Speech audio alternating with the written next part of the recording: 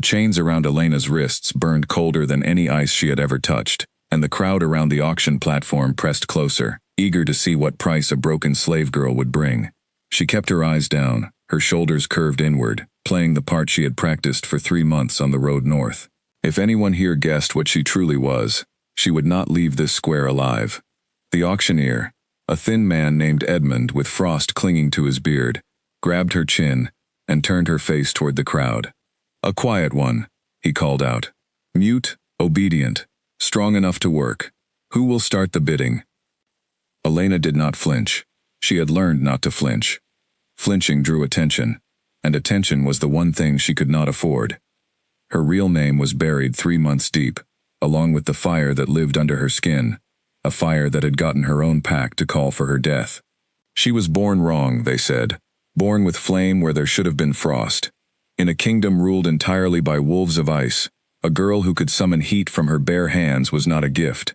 She was a curse, waiting to be burned out of existence, and her own elders had been the ones holding the torch. So she had run.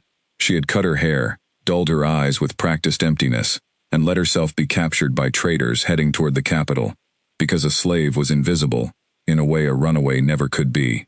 Nobody looked twice at a slave. Nobody asked a slave to explain her scars, or the strange warmth that sometimes crept into her palms when she was frightened. The bidding started low. A merchant offered a handful of coins. A woman with cruel eyes offered a little more, muttering something about kitchen work.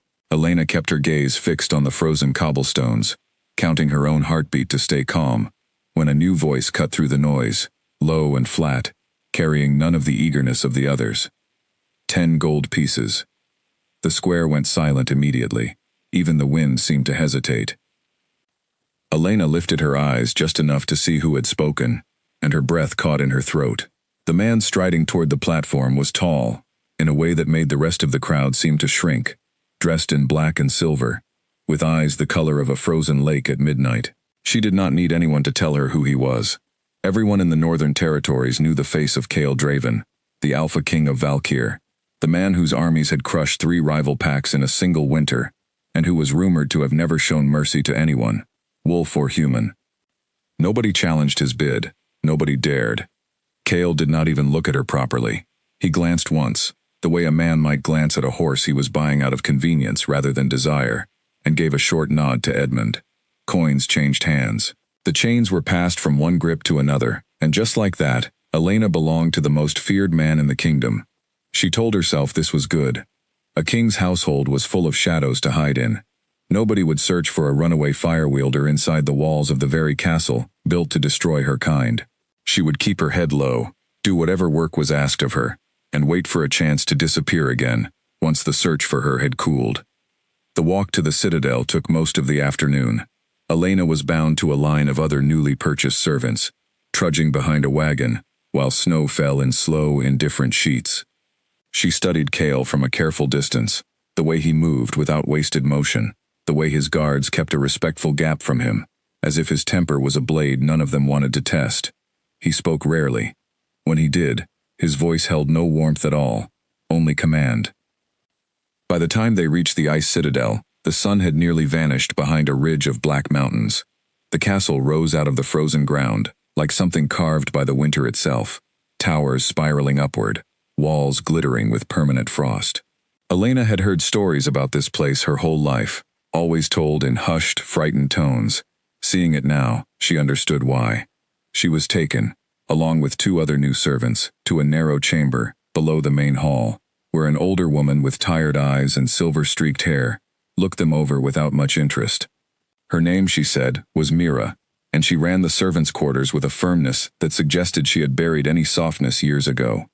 "You'll work in the kitchens," Mira said, pointing at Elena, "and you'll speak when spoken to, and not before. The king does not tolerate wasted words, wasted food, or wasted time. Understood?" Elena nodded, keeping her silence. It was easier that way. A voice could hold accents, tremors, secrets. Silence held nothing at all. That night, lying on a thin cot in a room shared with 4 other women, Elena allowed herself, for the first time in weeks, to breathe without watching every corner of the room. The other servants were too exhausted to pay her any mind, And for a moment, in the dark, she almost felt safe. Almost.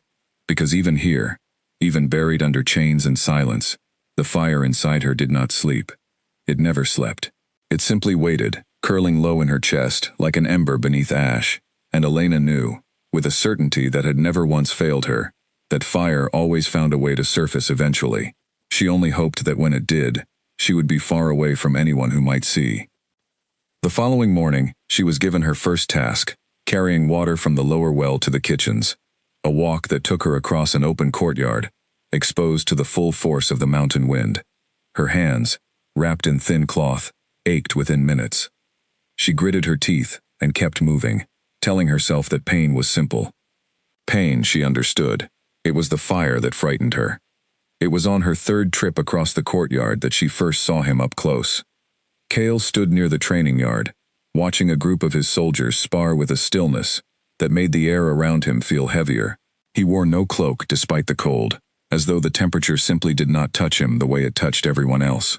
Elena tried to walk past without drawing his gaze, but one of the buckets slipped from her frozen fingers, spilling water across the stone. She froze, waiting for punishment. Instead, Cale simply turned his head, studied her for a long moment with an expression she could not read, and then looked away, as if she were no more significant than a fallen leaf. No anger, no cruelty. Just distance, cold and complete. Elena scrambled to gather the spilled water as best she could, and hurried on, her heart hammering in a way that had nothing to do with fear of punishment, and everything to do with the strange, unsettling weight of his attention, however brief it had been. That evening, as she scrubbed pots in the kitchen alongside a servant named Nadia, she overheard two guards speaking in low voices near the doorway. "They say he hasn't smiled since his mate died," one muttered. 3 years now, and still nothing. "Just ice, through and through." "Better ice than a fool," the other replied. "A king who feels nothing can't be broken." Elena kept scrubbing, saying nothing, but the words settled into her mind and refused to leave. A king who feels nothing can't be broken. She wondered, briefly, foolishly, whether that was entirely true, or whether some part of him simply refused to let anyone see the cracks. It was not her concern. She reminded herself of that firmly, as she wrung out her cloth and stacked the last of the pots. She was here to survive, not to wonder about the private griefs of the man who owned her. Whatever pain lived behind those frozen eyes was his own burden, and she had more than enough of her own to carry. Still, later that night, as she lay awake listening to the wind howl against the tower walls, she found herself thinking of the moment his gaze had passed over her in the courtyard. There had been no cruelty in it, no curiosity even. Just a terrible, hollow kind of emptiness, the look of a man who had stopped expecting anything at all from the world around him. Elena closed her eyes and told herself it changed nothing. She would keep her secret buried, keep her head down, and wait for the day she could slip away unnoticed. She had survived worse than a cold king and a colder castle. She would survive this too. But somewhere deep inside her chest, beneath the careful silence and the practiced emptiness in her own eyes, the fire stirred once more, as if sensing, long before she did, that nothing about this place would stay simple for very long. The scream echoed through the lower halls before Elena even understood what was happening, and by the time she reached the doorway of the kitchen, smoke was already curling under the frame of a burning storeroom. Fire had caught the dry sacks of grain, and within seconds, the flames were licking at the wooden beams above. Servants scattered, shouting for water, for buckets, for anyone who could help. But the fire spread faster than their frightened hands could work. Elena stood frozen at the edge of the chaos, torn between two instincts fighting inside her at once. Every part of her training screamed at her to run, to hide, to let someone else deal with the flames, before her own control slipped in front of witnesses. But a young boy, barely old enough to carry a full bucket, had wandered too close to the burning shelves, coughing violently, as smoke filled his lungs. Nobody else had noticed him yet. Elena moved before she let herself think about it. She grabbed the boy by his arm and hauled him backward, out of the worst of the smoke, just as a support beam cracked and dropped burning splinters across the floor where he had been standing. The boy sobbed against her shoulder, and she held him firmly, murmuring words of comfort, even as her own pulse thundered in her ears. It was only when she turned to help drag a water barrel closer that she noticed her palm had gone warm. Too warm. She clenched her fist immediately, forcing the heat back down into whatever hidden place it lived, but not before a soldier standing near the doorway turned his head sharply in her direction. Elena's stomach dropped.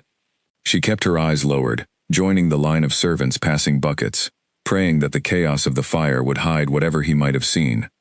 By the time the flames were finally smothered, the storeroom was a ruin of blackened grain sacks and smoking timber, but no one had been seriously hurt.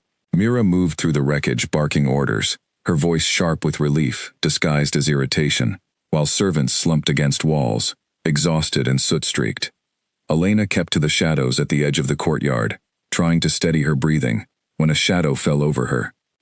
She looked up to find Kale standing there, his expression unreadable as always, though something in his eyes had shifted since the last time she'd seen him. He was studying her, the way a man studies a locked door he suddenly suspects hides something valuable behind it. "You pulled the boy out," he said. It was not a question.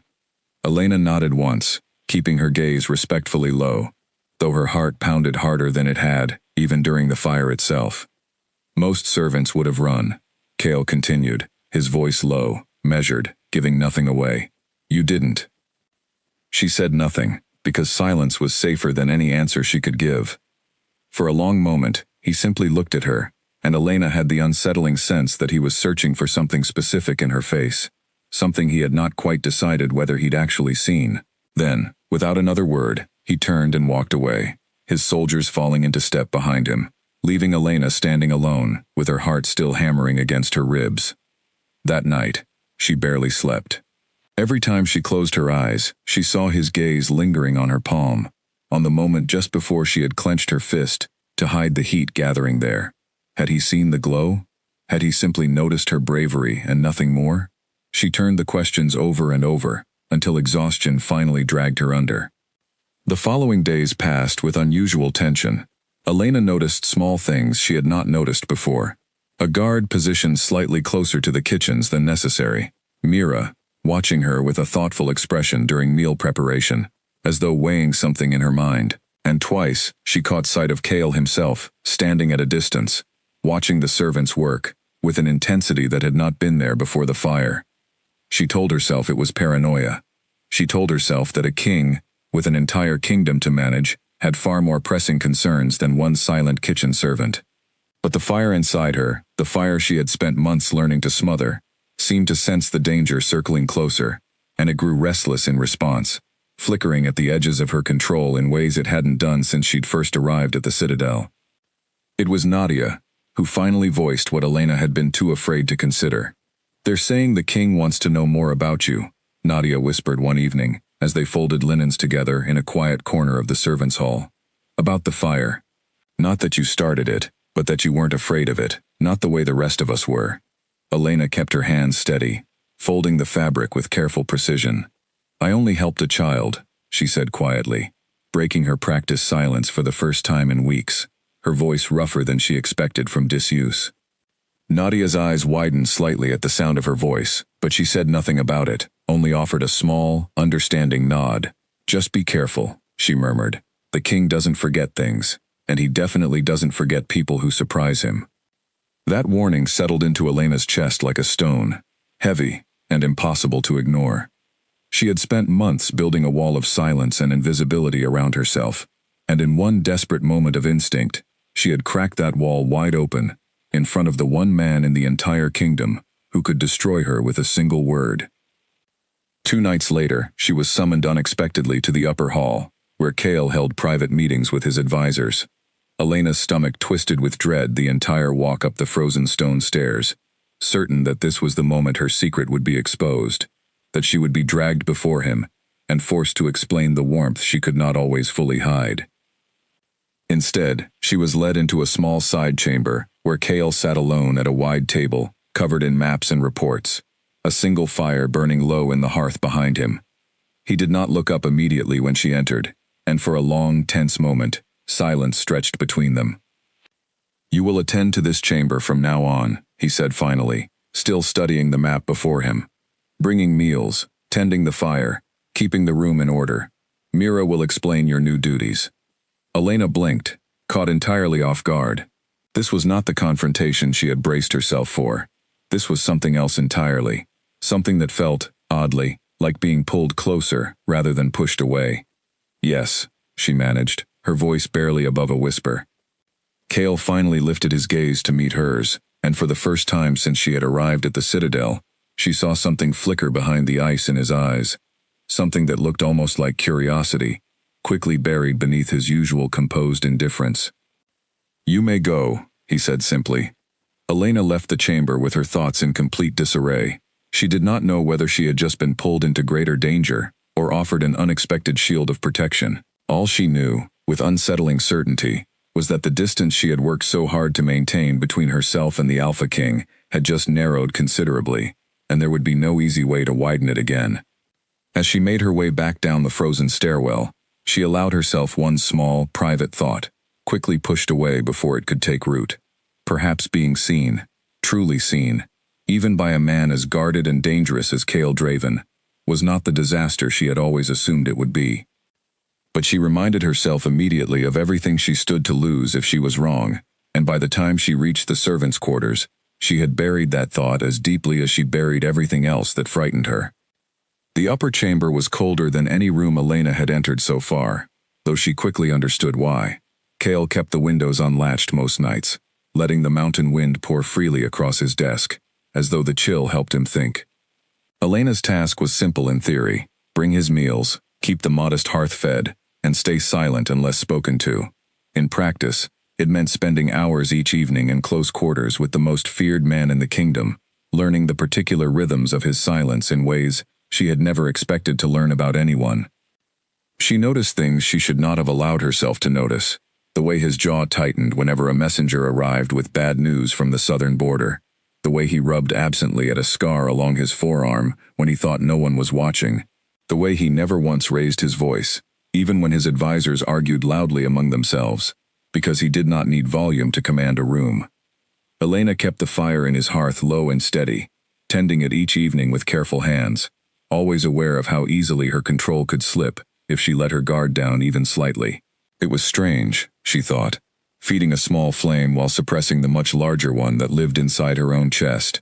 But the irony gave her something to focus on besides her growing awareness of the man who barely acknowledged her presence most nights. It was nearly 2 weeks into her new duties when the northern raiders struck.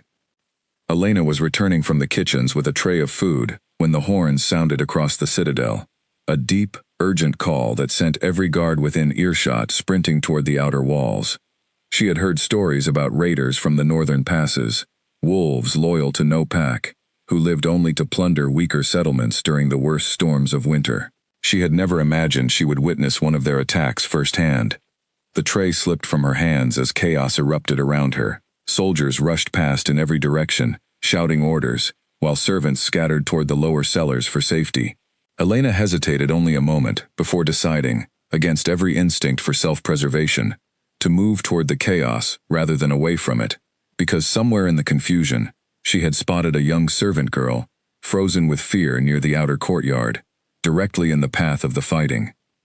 She sprinted across the icy stone, ignoring the shouted warnings from a passing guard, and reached the girl just as a raider broke through the outer line, swinging wildly with a jagged blade. Elena shoved the girl behind a stone pillar, shielding her with her own body, and in that single desperate moment, with fear overriding every ounce of careful control she had built over months of hiding, the fire inside her finally broke free. It came out of her palms in a burst of golden light, forcing the raider backward with a startled cry, his blade clattering uselessly against the stone. Elena stared at her own hands in horror, flames dancing across her fingers with a will of their own, illuminating the courtyard in a way that made her feel suddenly, terribly exposed. She had no time to process what she had done before more raiders surged forward, and instinct took over completely. She moved without thinking, flames licking outward to create a barrier between the attackers and the terrified servant girl, her control slipping further with every desperate breath. It was Cale who reached her first. He arrived in the courtyard just as her fire flared brightest, cutting down 2 raiders with brutal efficiency, before turning toward the source of the unexpected flames. Elena froze completely, certain that this was the moment everything ended, that he would see exactly what she was, and decide, in an instant, that she deserved the same fate her own pack had once tried to give her. Instead, Kale's eyes met hers across the chaos of the battle, and something passed between them that Elena could not name. Something that was not fear, and was not anger, but was heavy and complicated in a way that made her chest ache, even amid the danger surrounding them. "Get her inside," Kale barked at a nearby guard, gesturing toward the servant girl Elena had shielded, before turning back to the remaining raiders, with a ferocity that scattered them within moments. The attack ended almost as quickly as it began, the raiders retreating back into the storm they had emerged from, leaving behind a courtyard littered with broken weapons and shaken survivors. Elena stood trembling at the center of it all, her flames finally extinguished, her secret laid bare in front of dozens of witnesses. She waited for the shouting to begin, for the accusations, for the inevitable call for her death. Instead, silence spread through the courtyard, thick and uncertain, as soldiers and servants alike stared at her, with expressions caught somewhere between fear and disbelief. Kale crossed the distance between them slowly, his expression unreadable as always, though his eyes held an intensity that made Elena's pulse race even harder than the battle itself had managed. "Explain," he said quietly, his voice pitched low enough that only she could hear it clearly. Elena's throat tightened. There was no explanation that would not condemn her, no story simple enough to erase what dozens of people had just witnessed with their own eyes. "I am what I am," she said finally, her voice barely steady. "I never meant for anyone to see it." Kale studied her for a long, agonizing moment, the weight of his gaze heavier than any judgment she had ever faced.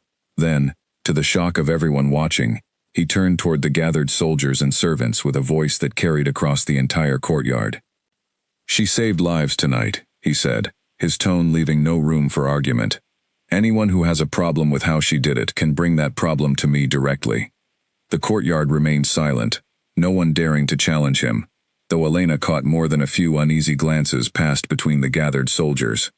She barely had time to process what had just happened, before Kale turned back to her, his expression softening slightly, just enough for her to notice. "Come with me," he said simply, and Elena, with nowhere else to turn, and no more secrets left to protect, followed him without a single word of protest. The private chamber felt smaller than it had before, though nothing about its size had actually changed. Elena stood near the doorway, her hands still trembling from the aftermath of the attack, while Kale paced slowly before the low-burning hearth, his expression caught somewhere between calculation and something far less guarded. "You could have let the raiders take the girl," he said finally, stopping his pacing to face her directly. "You could have stayed hidden, kept your secret buried, and none of this would have happened." "I know," Elena admitted quietly, meeting his gaze, despite every instinct telling her to look away. "I chose to help her anyway." Kale studied her for a long moment, his jaw tight, though whatever anger lived behind his eyes seemed aimed at something far beyond her. "Do you understand what you are?" he asked. "Do you understand what the old laws demand for someone with your ability?" Elena's chest tightened painfully. "I understand better than you think," she said, her voice sharper than she intended. "My own pack tried to burn the fire out of me before I ever learned to control it. I ran because staying meant dying, and I hid because hiding was the only way I knew how to survive." Something shifted in Kale's expression at her words. A flicker of surprise quickly smoothed away beneath his usual composure. "Your own pack," he repeated slowly, as though turning the words over carefully in his mind. Elena nodded, unable to stop the flood of words now that the dam had finally broken. "They called it a curse, said fire had no place among ice wolves, that I was an abomination that needed to be corrected before I brought ruin on everyone around me. I was 17 when they tried." She stopped herself abruptly, aware she had said far more than she intended, far more than was safe. Kale was quiet for a long moment, his gaze distant, as though her words had stirred something buried deep within his own memory. "My mate died 3 years ago," he said finally, his voice low and rough, in a way Elena had never heard from him before. "Killed by a rival pack who believed strength was the only law worth honoring. I have spent every day since telling myself that feeling nothing was safer than feeling anything at all." Elena's breath caught at the unexpected admission, the raw honesty of it landing heavier than she expected. She said nothing, sensing that any response might close the door he had just, however briefly, allowed to open. "I built these walls carefully," Kale continued, gesturing vaguely at himself, at the cold chamber around them, at the entire fortress beyond its walls. Ice does not break the way fire does. Ice does not grieve, does not hope, does not risk losing anything ever again. And yet here you are, Elena said quietly, talking to me about it anyway. Kale's gaze sharpened, meeting hers with an intensity that made her chest ache, in a way she did not fully understand. Yes, he admitted, here I am. The silence that followed felt different from every silence that had come before it. Heavier, with unspoken things, neither of them seemed ready to name aloud. Elena finally broke it, because someone had to, and because the weight of everything unsaid had grown too large to carry alone. What happens now? She asked. To me? Kale's expression grew guarded once more, the walls rebuilding themselves piece by piece. The old laws demand your death, he said flatly, though something in his voice suggested the words cost him more than he wanted to admit. My council will call for it the moment word spreads beyond this citadel. Elena's stomach dropped, though she had known, somewhere, that this was coming. And will you give them what they want? For a long, terrible moment, Kale said nothing at all, his gaze fixed on the low flames in the hearth, as though searching for an answer within them. Finally, he turned back to face her fully. No, he said simply, I will not. Relief flooded through Elena, so suddenly that her knees nearly buckled beneath her, though she forced herself to remain steady, unwilling to show any further vulnerability than she already had. Why? She asked, unable to stop herself. Why would you risk your own council's anger for a slave you barely know? Kale's gaze softened, just slightly, just enough for Elena to notice the change. Because you ran into danger tonight, when every instinct should have told you to hide, he said. Because you have survived things that would have broken lesser people, and yet you still chose to protect a stranger instead of protecting yourself. I have not met courage like that in a very long time. Elena's throat tightened at his words, unexpected warmth spreading through her chest, despite the cold surrounding them both. She did not know what to say, did not trust her own voice not to betray the tangle of emotions building inside her, so she said nothing at all, simply holding his gaze across the small distance between them. You will remain here, Kale said finally, his tone shifting back toward command, though something gentler lingered beneath it. Under my direct protection. My council will not act against someone under my personal guard, not without risking open conflict with me directly, and none of them are foolish enough to want that. And if they try anyway? Elena asked quietly. Kale's expression turned hard, resolute in a way that sent an unexpected shiver down Elena's spine, though not one born of fear. Then they will learn exactly why I earned the reputation I carry, he said, and they will regret testing it. Elena studied him for a long moment, this man the entire kingdom feared, who had just risked his own authority to protect a girl he had purchased as a slave, less than a month earlier. Something had shifted between them tonight, something neither of them had planned for, and neither seemed fully prepared to name. Thank you, she said finally, the words feeling inadequate against the weight of what he had just offered her. Kale's expression softened once more, the ice in his eyes momentarily giving way to something warmer, something that looked almost like the ghost of a smile. Get some rest, he said quietly. Tomorrow will bring its own difficulties, and you will need your strength to face them. Elena left the chamber that night with her mind spinning, uncertain of everything, except one single truth that had settled firmly into her chest. Whatever danger still lay ahead, she was no longer facing it entirely alone, and for the first time since she had fled her own pack all those months ago, that thought brought her something closer to hope than fear. Word of the fire wielder spread through the citadel faster than any storm could have carried it, and by mid-morning, Elena could feel the weight of 100 wary stares following her through every corridor she walked. Servants who had once ignored her now whispered behind cupped hands. Guards who had barely acknowledged her existence now watched her with open suspicion, their fingers resting a little too close to the hilts of their blades whenever she passed. Mira found her in the kitchens, scrubbing pots with more force than the task required, and pulled her aside with a firm hand on her shoulder. You should have told me, Mira said, though her voice carried more worry than anger. I could have helped protect you, warned you which servants gossiped to the council. I didn't know who to trust, Elena admitted quietly. I still don't, if I'm honest. Mira's expression softened, the tired lines around her eyes deepening with something that looked almost like sympathy. Trust is a dangerous thing to hand out carelessly in this castle, she said. But you can trust me. And you can trust the king. Whatever else you've heard about him. He does not make promises lightly, and he has never broken one that I've witnessed. Elena wanted desperately to believe that, though the uncertainty of her situation still gnawed at her chest with every hour that passed. That afternoon, she was summoned before the king's council for the first time, a gathering of stern-faced advisors seated around a long stone table, in a hall colder than any other room in the citadel. Kale sat at the head of the table, his expression carefully neutral, giving nothing away to the advisors watching him, with barely concealed skepticism. A tall, sharp-featured lord named Garrick rose first, his voice carrying the kind of authority that suggested he was accustomed to being obeyed.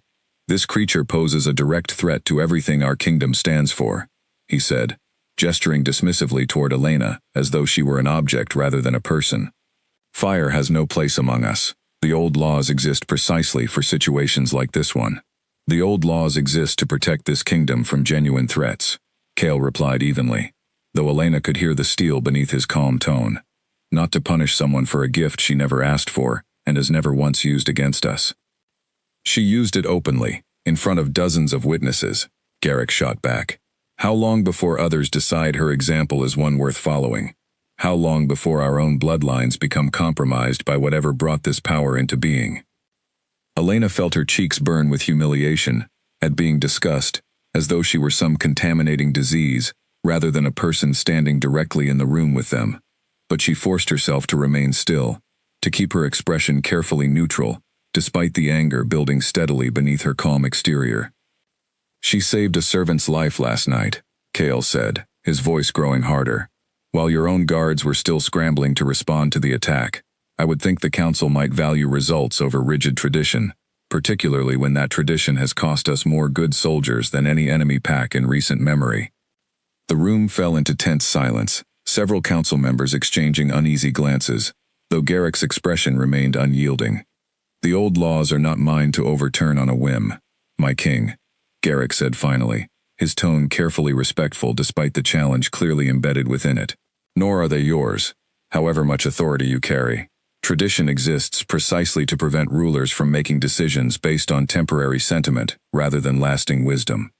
Kale's jaw tightened visibly at the implied accusation, though he kept his composure with the same iron discipline Elena had come to recognize as central to his character. Then perhaps it is time this council reconsidered which traditions still serve us, he said, and which ones have simply outlived their purpose. The meeting ended without resolution, Garrick and several other council members departing with expressions that promised the matter was far from settled. Elena remained behind as the hall emptied, her hands trembling slightly from the tension of standing silently through an argument entirely about her own fate. They will not simply let this go, she said quietly, once the last advisor had left. Kale's expression, still hard from the confrontation, softened slightly as he turned to face her. No, he admitted, they won't. Garrick has wanted a reason to challenge my authority for years. This has simply given him the excuse he's been waiting for.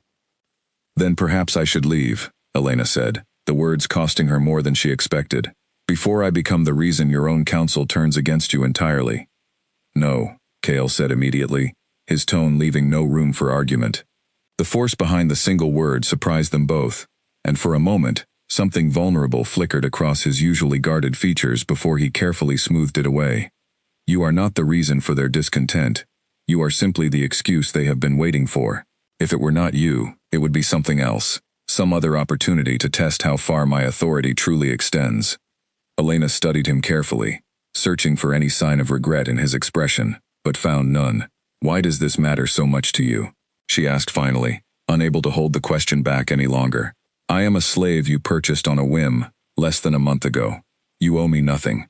Kale was quiet for a long moment, his gaze drifting toward the frost-covered window behind him, before returning to meet hers directly. I have ruled this kingdom for 6 years, he said finally.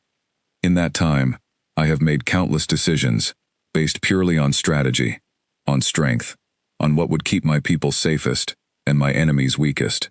I cannot remember the last time I made a choice, simply because it felt right, rather than because it was necessary. And this feels right to you? Elena asked softly, protecting me? Something shifted in Kale's expression, a rare openness that made Elena's chest ache with an emotion she was not yet ready to name. "Yes," he said simply, "it does." The admission hung between them, heavier than anything either of them had spoken aloud before, and Elena found herself unable to look away from the raw honesty in his gaze. Whatever careful distance she had maintained since arriving at this citadel felt suddenly, dangerously thin, and she was no longer entirely certain she wanted to rebuild it. "Garrick will not stop pushing," she said finally, forcing herself back toward practical concerns rather than the dangerous warmth building steadily in her chest. "No," Kale agreed. "He won't. Which means we need to be prepared for whatever move he makes next, because I have no intention of losing you to his ambition, whatever it costs me to prevent it." Elena's breath caught at his words, at the quiet certainty behind them, and for the first time since she had fled her own pack all those months ago, she allowed herself to believe, just slightly, that perhaps she had finally found somewhere safe enough to stop running. The letter arrived folded beneath Elena's pillow, no signature attached, though the elegant handwriting, and the wax seal pressed into its edge, told her immediately that whoever sent it held considerable rank within the citadel. She unfolded it with trembling hands late at night, reading the words twice, before their meaning fully settled into her chest like a stone. "Serve me quietly, and your secret history remains buried. Refuse, and everyone learns exactly which pack you fled, and why they wanted you dead." There was no name attached, but Elena did not need one to guess who had sent it. Garrick had made his intentions clear enough during the council meeting, and this felt like exactly the kind of calculated pressure a man like him would apply once open confrontation had failed to move the king. She spent the following day in a haze of anxiety, going through her duties mechanically, while turning the threat over and over in her mind. If Garrick truly knew about her past, about the specific pack she had fled, and the exact accusations that had driven her from it, then he held far more power over her situation than she had realized. Her own pack's leadership would gladly hand over damning testimony to anyone offering to help them finish what they had started. She considered telling Kale immediately, but hesitated, uncertain whether doing so would simply hand Garrick exactly the kind of open conflict he seemed to be hoping for. Instead, she decided to wait, to gather more information about what exactly Garrick wanted from her, before revealing the threat to anyone else. Her chance came 2 nights later, when a servant delivered a second note requesting her presence in the eastern garden after nightfall. Elena went alone, against every instinct warning her that this was foolish, because she needed to understand the full shape of the danger before she could decide how best to protect herself, and Kale, from it. Garrick was waiting among the frozen hedges when she arrived, his expression carrying the same cold confidence she remembered from the council chamber. "You came," he said, sounding almost pleasantly surprised. "Wise choice. What do you want from me?" Elena asked directly, unwilling to waste time on pleasantries with a man who had just threatened to expose everything she had run from. "Information," Garrick said simply. "The king has grown careless lately, distracted by matters that should hold no bearing on his judgment. I want to know what he discusses in private, his plans, his weaknesses, anything that might prove useful to those of us concerned about the direction he is taking this kingdom." "You want me to spy on him," Elena said flatly.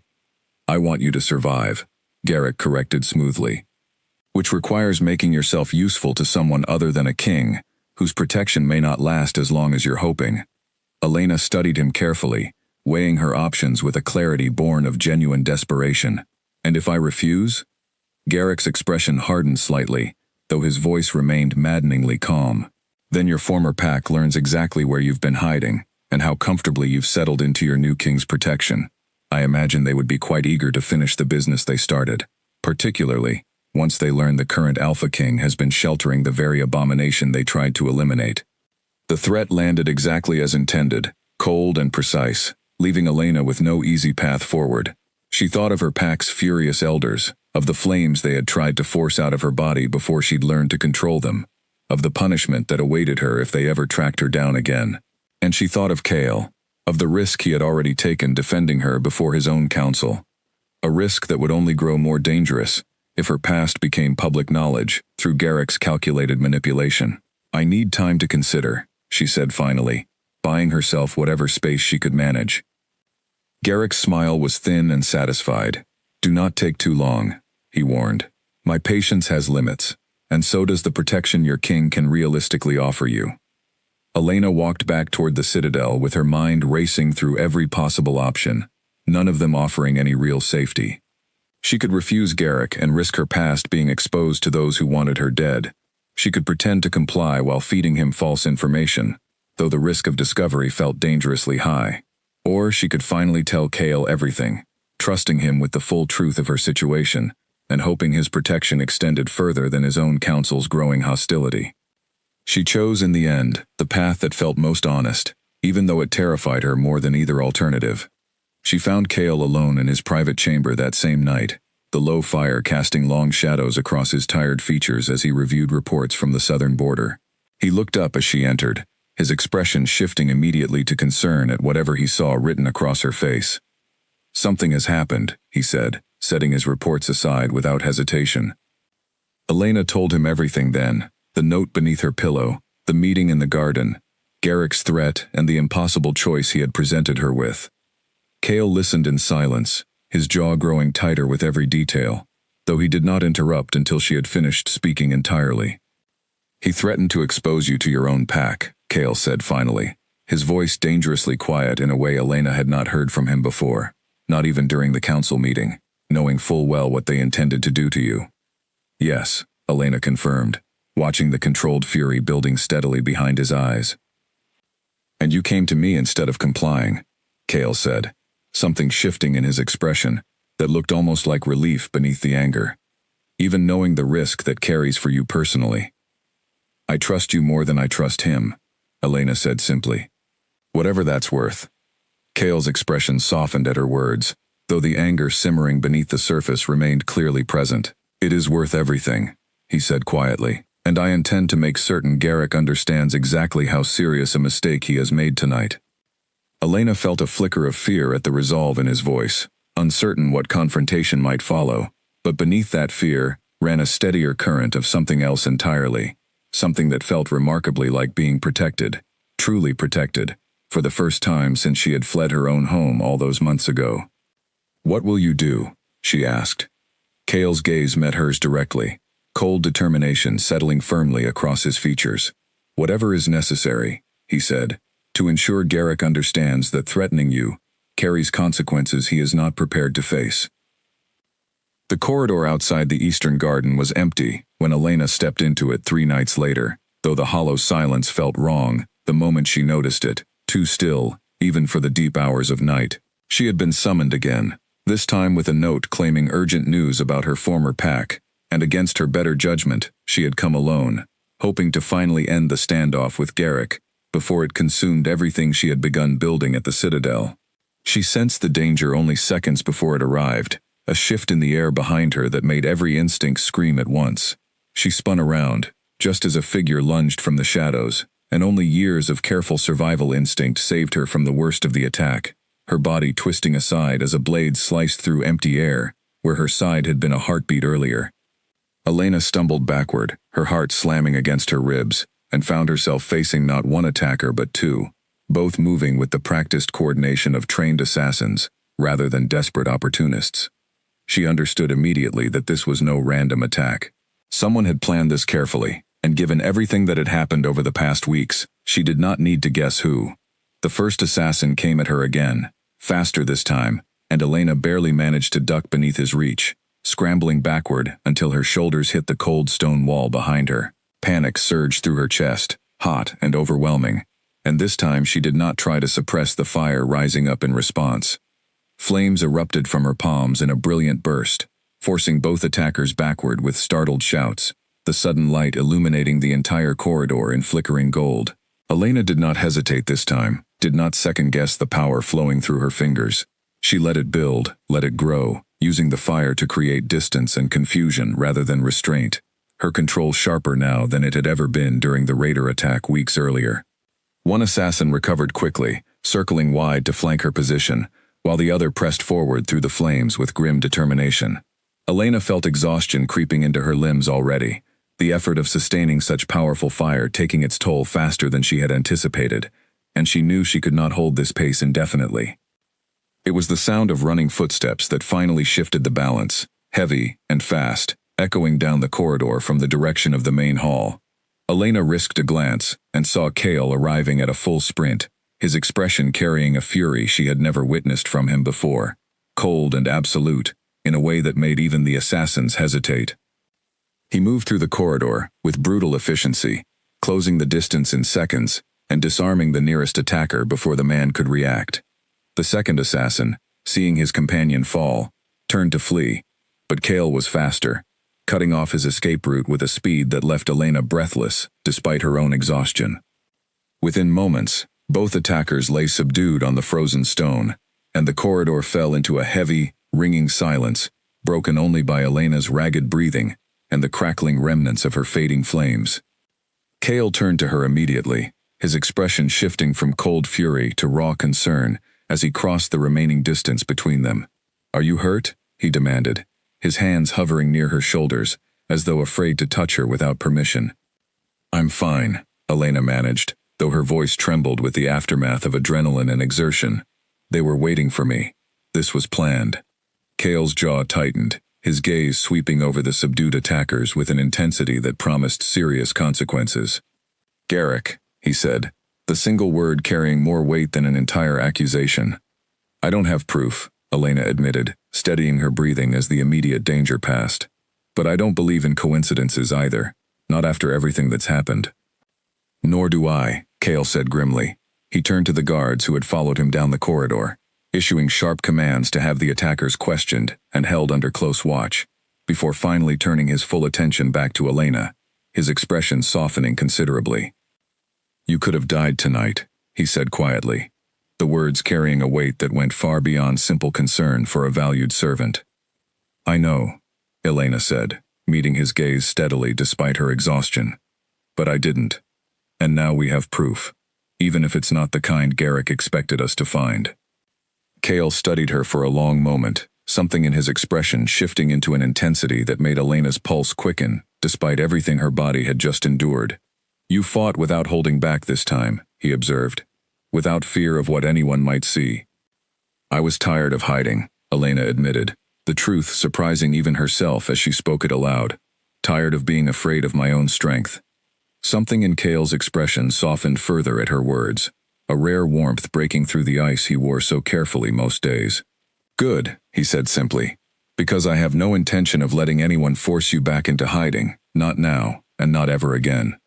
The captured assassins, when questioned separately by Cale's most trusted guards, eventually confirmed exactly what both Elena and Cale had already suspected.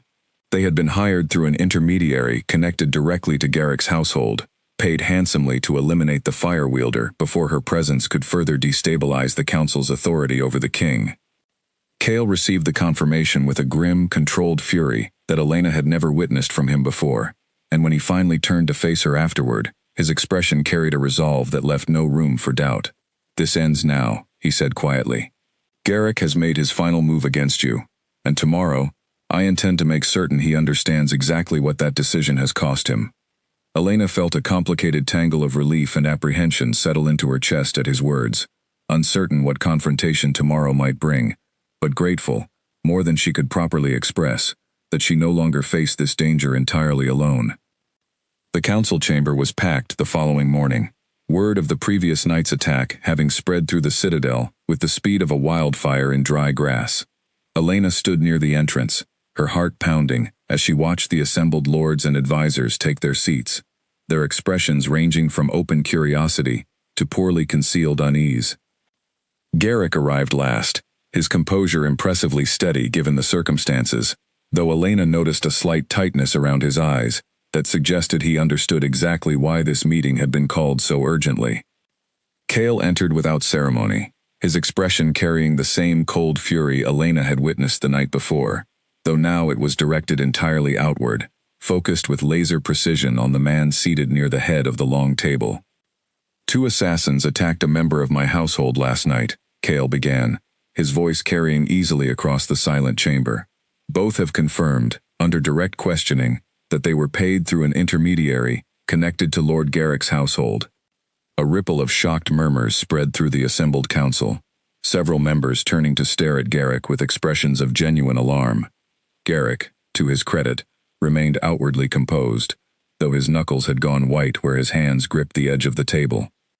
"This is a fabrication," Garrick said smoothly, though his voice carried a slight edge that had not been present during their previous confrontation. "Assassins will say anything under duress, particularly when facing continued questioning." "They named specific individuals within your household," Cale countered, his tone deceptively calm, despite the fury simmering beneath it. "Names that have since been confirmed through independent testimony from your own staff. This is not fabrication, Garrick. This is treason against the crown, carried out against a woman, under my direct and explicit protection." The chamber fell into tense silence, every advisor present clearly recalculating their position, given this new and damning information. Garrick's composure finally began to crack, his expression shifting from confident denial toward something closer to desperate calculation. "She is not one of us," Garrick said, his voice rising slightly despite his obvious effort to remain controlled. "She is a fire wielder, living among ice wolves, a danger to everything this kingdom has built over generations. I acted to protect this council, this kingdom, from a threat you refuse to acknowledge." "You acted to eliminate someone whose existence threatened your own ambitions," Cale replied, his voice hardening further. "Do not dress attempted murder in the language of protection, Garrick. Everyone in this chamber can see exactly what you attempted, and exactly why." Elena watched the exchange with her heart in her throat, uncertain how the assembled council would ultimately respond, whether old prejudices against her nature would outweigh the clear evidence of Garrick's treasonous actions against the crown's authority. It was an older advisor, a woman named Isolde, who had remained silent throughout most of the confrontation, who finally spoke into the tense quiet. "Whatever concerns we may hold about her nature," she said slowly, choosing her words with obvious care, "attempted murder against someone under the king's direct protection cannot be tolerated, regardless of the victim's identity. If we allow this precedent, none of us are safe from similar plots disguised as principled concern." Several other council members nodded slowly, their expressions shifting toward grudging agreement, and Elena felt a small flicker of hope begin to build in her chest, despite the tension still thick in the room. Garrick, seeing the tide turning against him, made one final desperate attempt. "The old laws demand her death regardless of these accusations," he insisted. "Nothing that has happened here changes what she is." "The old laws," Cale said, his voice growing dangerously quiet, "have already cost this kingdom too much. Good soldiers, lost to needless conflicts born from rigid tradition rather than genuine wisdom. I am done honoring laws that protect nothing, except the fears of those too afraid to consider that our kingdom might benefit from something other than blind adherence to the past." The declaration landed heavily across the chamber, several advisors exchanging startled glances at the weight of what their king had just suggested. Elena held her breath, uncertain whether Cale had just gone too far, whether this moment might cost him the authority he had spent years building. "You would overturn generations of tradition," Garrick said, his voice tight with barely controlled fury. "For a slave you purchased on a whim, less than 2 months ago?" Cale's gaze swept across the chamber, before settling finally, deliberately, on Elena standing near the entrance. "I would overturn generations of tradition," he said, his voice carrying a quiet certainty that made Elena's chest ache with an emotion too large to name. "For the woman who has shown more courage and loyalty in 2 months than most of this council has shown in years." The chamber fell into stunned silence at the clear implication behind his words, and Elena felt every eye in the room turn toward her, weighing the full meaning of what their king had just declared in front of witnesses who would carry the news throughout the entire kingdom before nightfall. Garrick, recognizing that he had lost whatever support he might have hoped to gather, rose from his seat with barely contained fury. "This council will not forget this moment, my king," he said, his voice carrying an unmistakable threat despite his obvious defeat. "Nor will I," Cale replied evenly. "Which is precisely why you will be held under guard pending a full investigation into your actions, effective immediately." Guards moved forward at Cale's signal, and Garrick, recognizing the futility of resistance, allowed himself to be led from the chamber with as much dignity as he could manage under the circumstances. The remaining council members watched in tense silence, clearly still processing the magnitude of everything that had just unfolded before them. Kale turned finally to address the remaining advisors directly. The old laws regarding fire wielders will be formally reviewed, he said, his tone leaving no room for further debate. Effective today, no action will be taken against Elena Voss, based on her nature alone. Anyone who disagrees with this decision is welcome to bring their concerns directly to me. No one spoke against him. Elena watched as the council slowly filed out of the chamber, their expressions carrying a complicated mixture of uncertainty and grudging respect, until finally, only she and Kale remained standing amid the empty seats. "You risked everything today," she said quietly, once they were finally alone. Kale crossed the distance between them, his expression softer now than she had ever seen it. The ice that usually guarded his features melted away entirely. "I have spent years protecting this kingdom, by keeping everyone, including myself, at arm's length," he said. "You have taught me, in the span of 2 months, that some things are worth risking everything to protect." Elena's breath caught at the raw honesty in his voice, at the warmth finally visible in eyes that had once seemed carved entirely from ice. "And what happens now?" she asked softly. Kale reached out, gently taking her hand in his touch far warmer than she had ever expected from a man the entire kingdom believed incapable of feeling anything at all. "Now," he said quietly, "we build something neither ice nor fire alone could ever create." News of Garrick's arrest spread through the citadel within hours, and by the following morning, whispers had already reached far beyond the castle walls, carried by traders and travelers eager to share such remarkable gossip. Elena felt the shift immediately. Servants who had once eyed her with suspicion now offering cautious nods of respect. Guards who had kept careful distance, now acknowledging her presence with something closer to genuine acceptance. It was not universal. Some among the older guard remained visibly uncomfortable with her presence, their expressions carrying lingering traces of the fear bred into them since childhood, regarding anyone who carried fire instead of frost. But Elena found, to her quiet surprise, that she no longer felt the need to shrink from those uncertain gazes the way she once had. Kale summoned her to the throne hall 3 days after Garrick's arrest, the vast chamber empty, except for the two of them, sunlight filtering weakly through tall frosted windows to cast pale patterns across the stone floor. Elena approached slowly, uncertain what this particular summons might mean, though the warmth in Kale's expression as she drew closer eased much of her uncertainty. "I have made a decision," he said without preamble, "and I wanted you to hear it directly from me, before it becomes public knowledge." Elena's chest tightened slightly with anticipation. "What decision?" "You are no longer a slave within this citadel," Kale said, his voice carrying quiet certainty. "Your ownership papers have been destroyed, effective this morning. Whatever happens between us going forward, it will happen because you choose it freely, not because circumstance has bound you to remain here." Elena's breath caught, tears unexpectedly gathering at the corners of her eyes at the weight of what he had just offered her. After months of running, of hiding, of belonging to whoever held her chains, the simple gift of choice felt more precious than any treasure the kingdom could offer. "Thank you," she managed, her voice thick with emotion she made no effort to hide. Kale crossed the distance between them, his expression softening further as he reached up to gently brush away a tear tracing down her cheek. "You owe me no gratitude," he said quietly. "You have given this kingdom, and given me personally, far more than any debt could ever repay."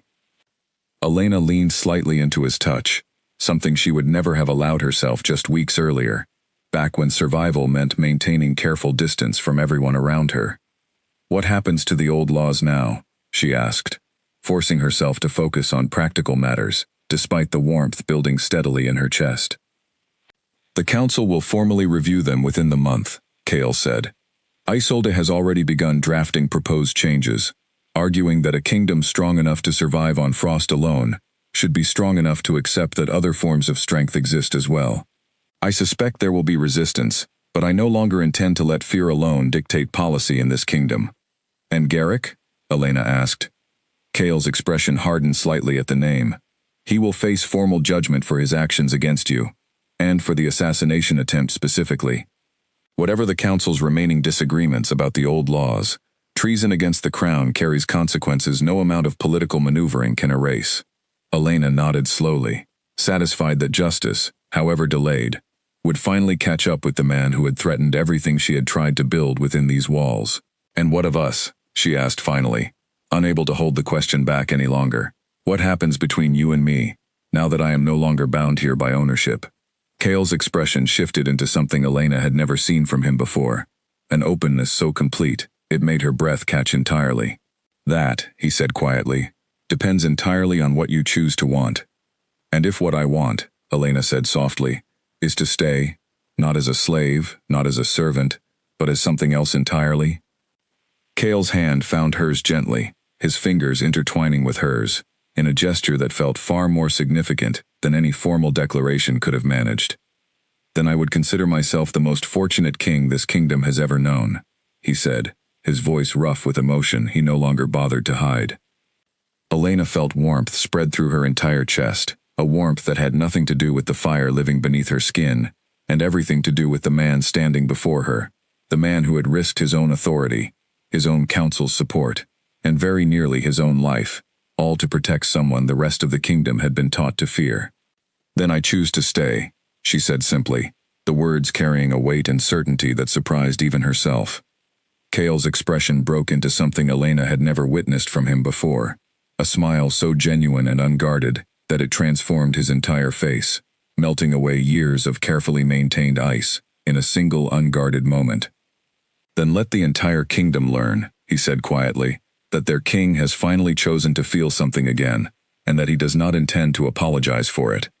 Outside the throne hall's frosted windows, winter continued its steady grip on the northern kingdom, ice clinging stubbornly to every surface it touched. But within the walls of the citadel, something had fundamentally shifted, a warmth beginning to spread through corridors that had known only cold indifference for far too long, carried forward by two people who had each, in their own way, learned that survival did not have to mean isolation, and that strength did not have to mean standing entirely alone. The formal announcement came 3 weeks later, during a gathering that drew nobles and representatives from every corner of the northern territories, all summoned to witness a declaration that had already spread through the kingdom, in whispered rumors, long before the official ceremony began. Elena stood at the top of the frozen stone steps leading into the great hall, her heart pounding with a mixture of anticipation and lingering disbelief at how completely her life had transformed since the day she had stood chained on an auction platform. Kale waited beside her, dressed in formal black and silver that mirrored what he had worn the very first day she had seen him, though the man standing beside her now bore little resemblance to the cold, distant king she remembered from that encounter. His hand found hers gently as the great doors opened before them, revealing a hall packed with faces ranging from curious to openly skeptical. "Are you ready?" he asked quietly, his thumb brushing gently across her knuckles. "As ready as I'll ever be," Elena replied, drawing strength from the steady warmth of his presence beside her. They walked forward together, and Elena felt the weight of hundreds of eyes settling upon her, some curious, some wary, a few still carrying traces of the old fear bred into generations, raised on stories of fire as an enemy rather than a gift. She kept her chin lifted, refusing to shrink beneath their scrutiny the way she once might have, drawing confidence from months spent learning that her fire was not something to fear, but something to embrace fully.